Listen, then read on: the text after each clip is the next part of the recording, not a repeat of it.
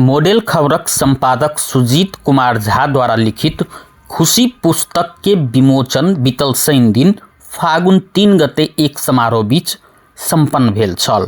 पुस्तक के विमोचन पूर्वांचल विश्वविद्यालय के रजिस्ट्रार नीलमणि पोखरेल कैने छलैथ।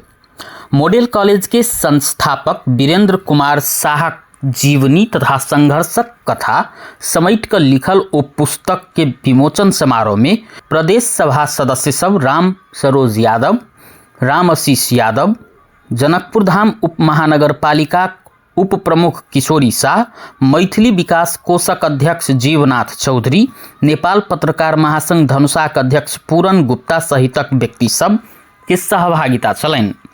कार्यक्रमक अध्यक्षता अर्थशास्त्री एवं प्राध्यापक डॉक्टर सुरेंद्र लाभ केने छलैथ।